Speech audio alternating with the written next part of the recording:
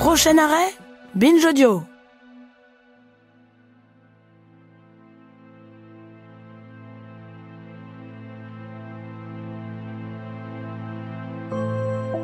L'une des grandes victoires culturelles de ces 20 dernières années, c'est d'avoir enfin pu faire accepter au plus grand nombre que le jeu vidéo, c'était une forme d'expression artistique, aussi valable que la musique, que le dessin ou que le cinéma. Qu'on y trouvait de l'émotion, de la création, de l'invention, qu'on pouvait s'y perdre et s'y retrouver comme on le ferait face à un tableau ou dans les pages d'un livre. Ce changement de perception, il a été rendu possible par le succès et la diffusion massive d'œuvres qui ont été des points de bascule dans l'histoire du jeu vidéo. L'une d'entre elles s'appelle Final Fantasy. Et c'est à elle que vont être consacrés nos 3 prochains épisodes, des épisodes signés Pierre-William Frégonèse et réalisés par Paul Berthiaud. Je suis Thomas Rozek et vous écoutez Programme B. How do you two know each other? I saved her. She saved me. Round and round it goes. And that's all there is to it. Sure there isn't something else going on?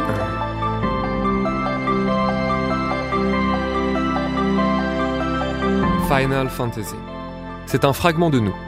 Une œuvre qui a conquis les imaginaires, cannibalisé nos rêves. Même sans y avoir joué, le nom vous dit forcément quelque chose. Développé par Square, qui deviendra Square Enix en 2003, Final Fantasy, c'est un JRPG, ou jeu de rôle japonais. Un genre de jeu vidéo qui se développe dans les années 1980, en réaction aux productions américaines, en particulier Wizardry. Pourtant, si cette série culte est née dans l'archipel en 1987, Final Fantasy n'arrive en France que 10 ans plus tard, au moment de la sortie de son 7e épisode sur PlayStation. Nous en sommes désormais à Final Fantasy XVI.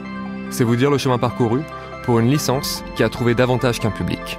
Une postérité sans cesse renouvelée. Proposant un mélange d'esthétique japonaise et occidentale, de grands récits et d'anecdotes absurdes, de science-fiction et de fantasy, cette saga est un territoire à mi-chemin. Un peu l'ailleurs, un peu ici. Une grande fresque pleine de personnages improbables et de récits inoubliables. Elle vient d'une époque, elle est cette époque.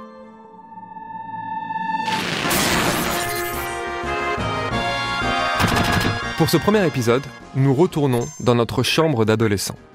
Final Fantasy, c'est avant tout une enfance française, un marqueur des années 1990 et début 2000. Des journées et des nuits à vadrouiller dans ses plaines, ses cités et ses citadelles.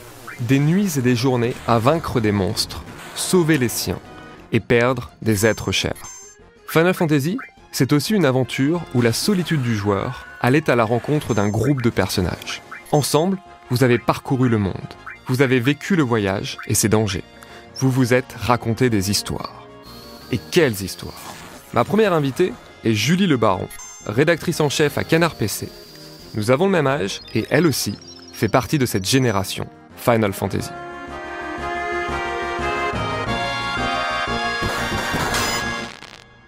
Pour toi, c'est quoi Final Fantasy ? Alors pour moi, c'est une série de jeux vidéo que j'ai presque passé plus de temps à fantasmer qu'à y jouer effectivement, ce qui est pas peu dire, sachant que on parle quand même de jeux qui tiennent sur 4 disques. C'est un jeu, enfin je parle en particulier du 7 et du 8 parce que ça a été ma porte d'entrée moi pour la saga, qui m'ont profondément marqué visuellement avant même que j'y joue. Sachant que c'était à l'adolescence, donc une période où pour jouer aux jeux vidéo, t'es plus ou moins tributaire de la bonne volonté et des finances de tes parents. Mes parents, en l'occurrence, n'avaient pas spécialement envie de m'acheter une console, donc j'ai passé beaucoup de temps. En fait, je me rappelle vraiment de mes premières incursions sur Internet à regarder des images de Final Fantasy alors que j'avais jamais joué au jeu, quoi. C'était pour moi un énorme phénomène en France, dont j'avais envie de faire partie, quand bien même j'avais pas de console au moment où j'ai commencé à m'y intéresser. J'allais sur beaucoup de forums francophones dédiés à Final Fantasy, je lisais beaucoup ce qui s'y faisait parce que les scénarios étaient tellement complexes et développés qu'il y avait toujours 46 threads qui ditaillaient un aspect particulier du scénario. Et en particulier le 7 et le 8. Et le 8, vraiment je m'en souviens parce que les images m'ont marqué à vie. En fait, genre la scène de balle entre Squall et Linoa, notamment, qui que j'ai dû regarder mais un nombre de fois incalculable sur un lecteur vidéo qui ne doit plus exister aujourd'hui. Et au point où j'imprimais des photos donc de mes personnages favoris pour les coller dans mon agenda, ce qui faisait office de très bon brise-glace en rentrée des classes. Par exemple, quand t'as des personnes qui s'agglutinaient autour de toi et disaient mais qu'est-ce que c'est que cette photo qui se trouve entre une photo de Jessica Alba dans Dark Angel et une photo de Buffy contre les vampires. Il y avait vraiment ce truc où pour moi c'était presque un marqueur identitaire que de dire ces jeux-là, ils me parlent, ils représentent quelque chose pour moi. Encore une fois, quand bien même j'y avais pas joué. Et c'était aussi une porte d'entrée en fait vers la culture japonaise à une époque où elle commençait à m'obséder et à obséder beaucoup de mes camarades de classe aussi à ce moment-là. Quelle a été la première fois que tu as mis la main sur Final Fantasy, vraiment en tant que joueuse ? Alors, je peux te dire pile poil, le jour où j'ai eu une PlayStation, c'était le 13 mai 2002, et je le sais parce que je l'ai inscrit en lettres de feu dans mon journal intime d'idole de l'époque. Et c'était un grand jour pour moi parce que je savais que ça allait être le moment où j'allais enfin pouvoir lancer tous les jeux qui m'avaient fait fantasmer jusqu'alors. Et le premier, ça a été Final Fantasy VIII. Et donc, ça doit être le mois de juin 2002. J'ai passé tout l'été 2002 sur des FF avec des copines, et c'était vraiment un grand moment pour moi, quoi. Final Fantasy, c'est d'abord une éducation au regard, en particulier par l'effet des cinématiques.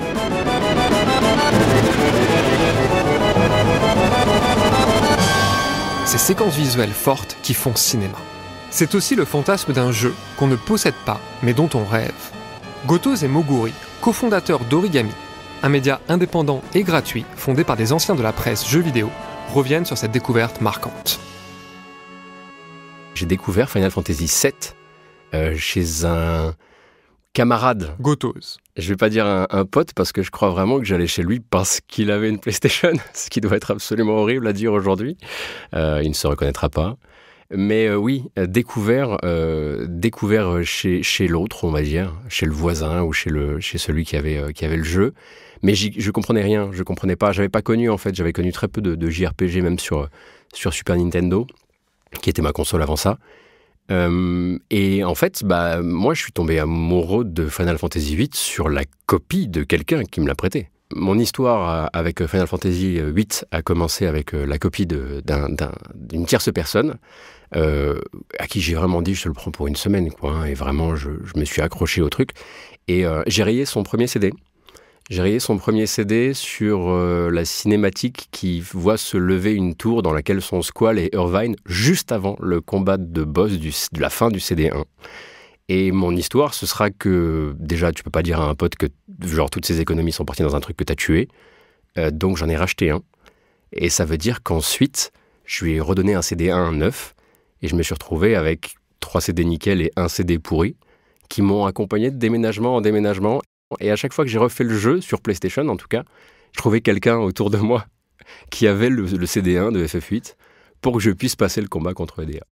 Alors j'ai un souvenir qui me revient systématiquement et de manière très nette. Moguri. Quand je pense à Final Fantasy, en règle générale, et ça concerne le 9e épisode, qui est un épisode que j'ai découvert aussi un peu par procuration, parce qu'à l'époque, je n'avais pas de PlayStation à la maison, donc je n'avais pas de périphérique qui pouvait le faire tourner, et j'y jouais chez des amis, et il y a un ami, à un moment donné, qui m'avait prêté ce qui s'appelait la PS1, qui était le premier modèle réduit de PlayStation, de Sony, et qui avait un mini-écran qui pouvait lui être ajouté, et ça en faisait pas une console portable à proprement parler, mais ça en faisait une console à laquelle on pouvait jouer dans son lit.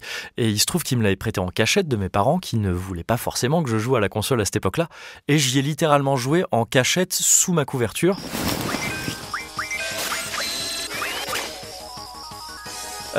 Et j'ai passé une nuit blanche, j'étais au collège à l'époque, un âge où on encaisse très mal les nuits blanches, physiologiquement, et j'ai passé ma nuit à faire la quête des chocobos de FF9 sur la carte du monde, à aller creuser, chercher des trésors et tout ça.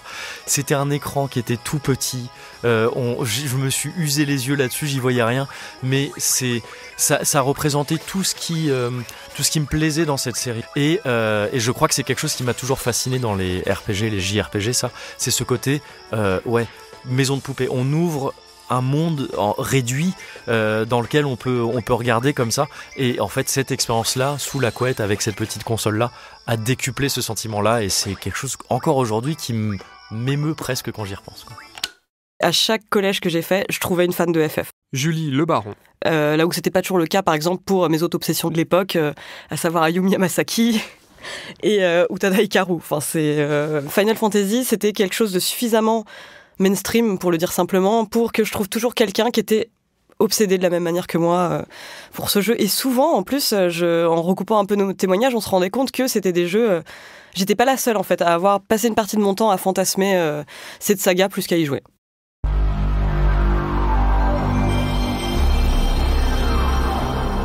Cet impact Final Fantasy, un fantasme devenu souvenir, ne peut pas être envisagé sans jeter un regard sur l'iconique PlayStation et le monumental Final Fantasy VII.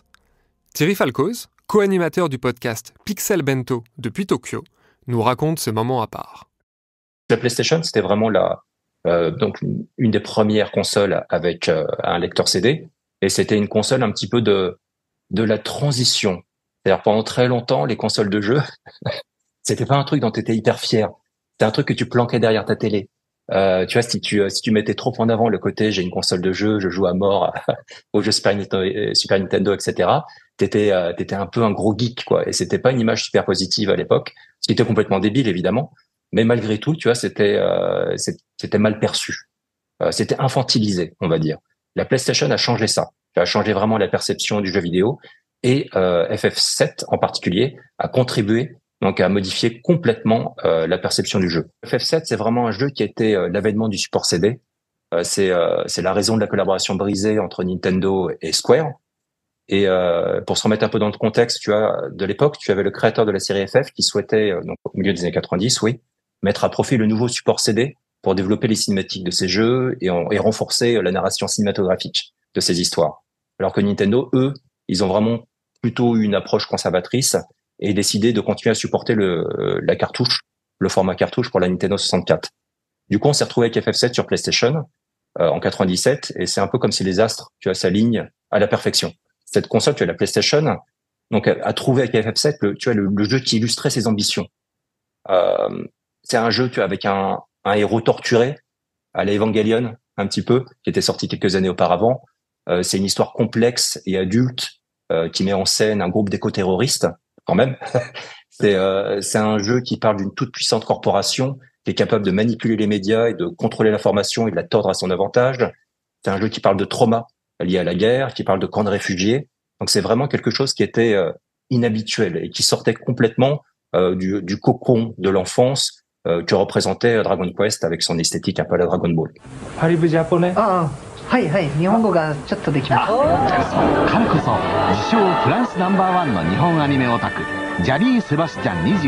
L'arrivée de Final Fantasy et de la PlayStation en France marque une nouvelle étape du japonisme. Cette relation charnelle entre l'Hexagone et l'archipel. Plus que jamais, les deux pays ont été unis par un imaginaire commun. Je pense qu'il y a quelque chose de peut-être particulier qui se joue en France avec Final Fantasy, mais j'aurais presque tendance à dire que c'est Moguri. Quelque chose en France avec le Japon. C'est quelque chose qu'on constate aussi avec la consommation de manga, si je ne me trompe pas, et donc par extension d'animé et de culture populaire japonaise en règle générale. Et peut-être que Final Fantasy est un représentant, la série Final Fantasy, et d'autant plus à partir de son 7e épisode, est un fer de lance de la pop culture japonaise d'une certaine manière. On y trouve un peu tout. On y trouve du design très animé, très manga. On y trouve de la science-fiction comme le Japon sait le faire. Un peu un agglomérat de tout ce que peut faire le Japon en matière de culture populaire, qui fait que peut-être ça marche un peu plus en France. En plus de ça, oui, c'est un moment assez charnière pour la culture japonaise. Enfin, c'est un moment où Julie Le Baron. Beaucoup de personnes commencent à s'y intéresser en France. Enfin, d'une part, elle est décriée. Enfin, on se souvient d'interviews comme, je ne sais pas si tu te souviens de l'interview de Sébastien Jarry, l'otaku, qui avait été interviewé par Mireille Dumas et qui était complètement ridiculisé dans sa passion et qui a été retrouvé par l'INA 20 ans plus tard. Et le gars vit au Japon et va très bien, mais se souvenait justement un peu de la violence du traitement médiatique de l'époque. Et je pense qu'il y avait quelque chose qui faisait que les fans de culture japonaise se retrouvaient entre eux quelque part, enfin se comprenaient. Et FF, pour moi, c'était un des gros porte-étendards de la culture japonaise de l'époque. Julie, Moguri, Gotoz et tant d'autres se reconnaissent d'ailleurs dans cette génération Final Fantasy. Une licence dont les personnages, les mythes et les récits ont imprégné les échanges entre adolescents. Mon arrivée en 4e à Sablé-sur-Sarthe a été un peu compliquée parce que je partais d'Angers, j'avais absolument aucun ami là-bas et j'avais donc consigné une liste de mes personnages masculins de jeux vidéo préférés où caracolaient en tête Jin Kazama et Hwoarang de Tekken, mais où on pouvait immédiatement trouver Squall Leonard, Claude Strife et Kadaj, il me semble. Et je me suis fait une amie instantanément grâce à ça, en fait. Rien que, non seulement parce que j'avais fait une liste qui mettait en scène des personnages qu'elle connaissait, mais parce qu'elle était d'accord avec cette liste. J'ai l'impression de faire partie d'une génération FF, parce que comme je te le disais, quel que soit le collège où je me trouvais durant mon adolescence, que ce soit à Sablé-sur-Sarthe ou à Angers, j'arrivais toujours à trouver quelqu'un qui était ému de la même manière que moi par ces jeux-là. Ça a été un marqueur quand même culturel très important. Et je me souviens encore du moment où Advent Children est passé au cinéma. Enfin, là encore, un grand phénomène où t'avais un peu le sentiment de voir tous tes amis d'internet se trouver dans la même salle. Il y a un alignement des astres quelque part pour les personnes qui, comme moi, sont de fin des années 80, seconde moitié des années 80 jusqu'aux années 90, parce que quelque part, dans Final Fantasy, je pense qu'il y a ce côté, c'est de la fantasy très largement inspirée de la culture européenne dans l'idée, enfin, ou de patrimoine européen, mais à travers les yeux du Japon. Et on est une génération, on va parler de génération Club Dorothée et tout ça, qui est abreuvée à l'esthétique manga, à l'esthétique japonaise en règle générale, et qui en fait, dans Final Fantasy, trouve quelque chose de familier, grâce aux références des Final Fantasy qui convoquent des mythologies européennes, etc., mais avec une esthétique et des carcans esthétiques japonais qui sont un gros centre d'intérêt pour toute cette génération en ce moment-là. Et je pense que là-dedans, il y a une espèce de convergence qui fait que, oui, c'est peut-être la génération la plus touchée par Final Fantasy, la plus à même de l'être en tous les cas.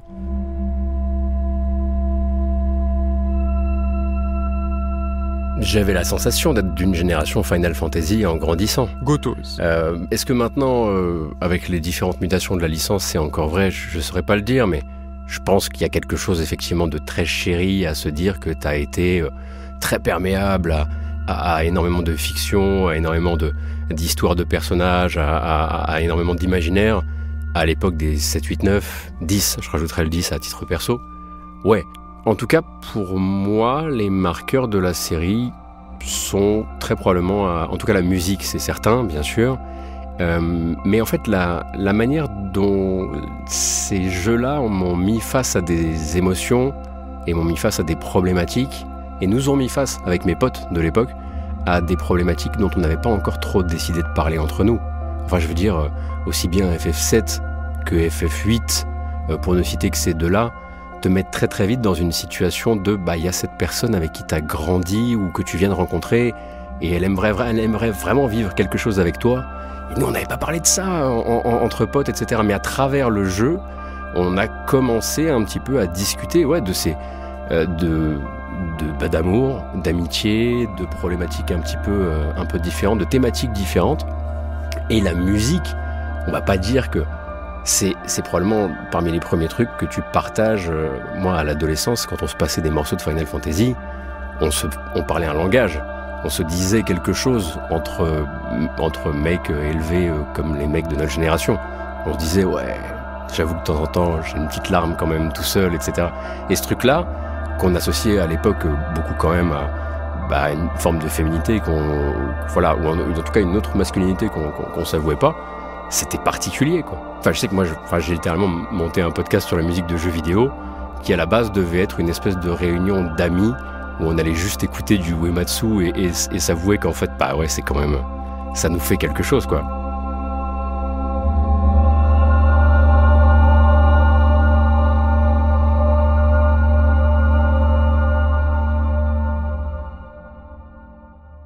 Une trace générationnelle qui se répand aussi dans les médias spécialisés. Journalistes et futurs journalistes, peu importe leur âge, sont marqués par le phénomène Final Fantasy. J'ai commencé à travailler dans la presse spécialisée, Moguri, dans ce qu'on pourrait qualifier d'une presse spécialisée de presse spécialisée. C'est-à-dire que j'ai travaillé dans des magazines qui étaient essentiellement consacrés aux jeux de rôle japonais, aux JRPG, un magazine qui s'appelait d'ailleurs Role Playing Game. Et donc, on était... Final Fantasy, c'était... je sors un chiffre un peu de mon chapeau, mais c'était certainement au moins 6 couvertures sur 10, voire plus, parce que c'était, encore une fois, c'était évidemment cette série très importante pour le genre, le maître étalon, le fer de lance, et ça pouvait être un peu décrié par les amateurs et amatrices de JRPG qui voulaient un peu dire, il n'y a pas que Final Fantasy dans la vie, mais ça a toujours été la série qui faisait vendre. C'est le JRPG qui est connu et apprécié, même des gens qui ne consomment pas que du JRPG et qui même pas, ne savent même pas que c'est un genre à part entière. Et donc je pense que ce statut-là fait que oui, il y a forcément eu un traitement particulier au même titre que des GTA. Le prochain jeu Rockstar est toujours un événement parce que c'est des jeux qui font parler, qui font vendre. Pour ces raisons-là, ça attire la presse parce que, pour les mêmes raisons, ça fait vendre aussi. Et aussi, c'est une série qui compte beaucoup de fans, y compris dans les rédactions, je pense. C'était une série qui représentait un petit peu le Japon. Thierry Falcoz. Et c'est une série qui représentait un petit peu l'évolution du média jeu vidéo également. C'est une série qui s'est sans cesse renouvelée, contrairement au Dragon Quest, qui était basé quand même sur un modèle assez fixe avec les designs de Toriyama et qui, ne serait-ce que visuellement ou conceptuellement, a toujours refusé d'évoluer, alors que FF se remettait en question à chaque nouveau volet. Donc ça, c'est un truc qui le distinguait. Et c'est assez marrant parce que quand tu parles autour de toi, que ce soit avec des journalistes, des joueuses ou des joueurs, tu auras toujours des FF, leur FF préféré sera différent. Moi, c'est FF7, pour d'autres, ce sera le 8, pour d'autres encore, ce sera le 9. Tu as eu le 10 également, qui a beaucoup divisé. Et tu as l'impression qu'à chaque nouveau FF, tu avais une nouvelle proposition, avant tout visuelle, mais également scénaristique, qui a été proposée, qui divisait. Et donc du coup, ça vraiment, c'est pas forcément une série qui rassemblait, mais c'est une série qui aimait diviser. Et les gens aimaient avoir leur FF préféré. Je pense que c'est toujours le cas aujourd'hui d'ailleurs. J'ai l'impression que ça occupe une place, une place particulière, en tout cas au vu de mes collègues intéressés par le sujet, mais parce que depuis longtemps, c'est une affaire de rendez-vous manqué. C'est-à-dire que à bien des endroits, les gens ont raté un train FF10. Bon, après, il y a FF11 qu'on va mettre de côté. Et puis d'autres ont raté un train FF12. On se raccroche au prochain. Et très souvent, en fait, tu te rends compte qu'il y a une relation un peu symbiotique qui se fait entre le lectorat et les gens de la rédaction. Et c'est rare, en fait, que tu partages ce truc-là où, en fait, tu regardes vers l'avant, tu regardes le prochain FF en se disant « il va penser toutes les plaies ». Enfin, il va penser toutes les plaies. Et ça, c'est un truc que tu vois, c'est que c'est très souvent, en tout cas, moi, je l'ai vu au contact de mes collègues, ça tombe l'armure un peu. C'est pas que ça tombe l'armure, le traitement est différent ou le traitement est plus mielleux, mais faut pas rater un Final Fantasy et c'est désagréable de tester un Final Fantasy qu'on n'a pas aimé. Ça fait vraiment mal, quoi. Ça a été un jeu hyper important dans l'adolescence de la plupart des personnes qui sont devenues des critiques de jeux vidéo aujourd'hui. Julie Le Baron. Et même d'un point de vue factuel, c'est une licence à part, c'est une licence à part comme Dragon Quest est une licence à part. Enfin, c'est une licence qui a été vraiment marquante pour le jeu de rôle à la japonaise. Qu'on y ait joué seul ou à plusieurs, qu'on ait possédé ou non les jeux, simple joueur ou journaliste spécialisé, Final Fantasy s'est figé dans la rétine d'une génération. Pourtant, ce fantasme vient d'ailleurs. Et comme nous avons parcouru sa jeunesse française, nous en explorerons la mémoire japonaise. J'ai une image assez nette de ce moment-là parce que j'avais une super chambre avec une moquette incroyablement molletonnée.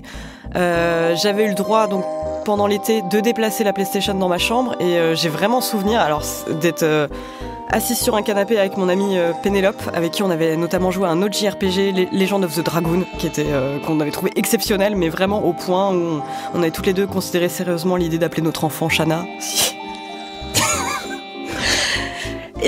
Et l'image que j'ai, mais c'est drôle, j'ai vraiment le sentiment de l'avoir fait avec des guides de Solus à côté, plein d'images liées à FF, donc forcément des bouquins ou des produits dérivés, et le sentiment d'avoir une pile de disques, alors que je viens de constater que j'avais complètement fantasmé ça parce qu'il n'y avait pas plus que 4 disques, mais c'est vraiment le souvenir de tourner un disque au beau milieu de la nuit. Il est 2h du matin, les parents savent pas encore sont persuadés qu'on est en train de dormir, et retourner éjecter le disque pour en mettre un nouveau et repartir pour encore des heures.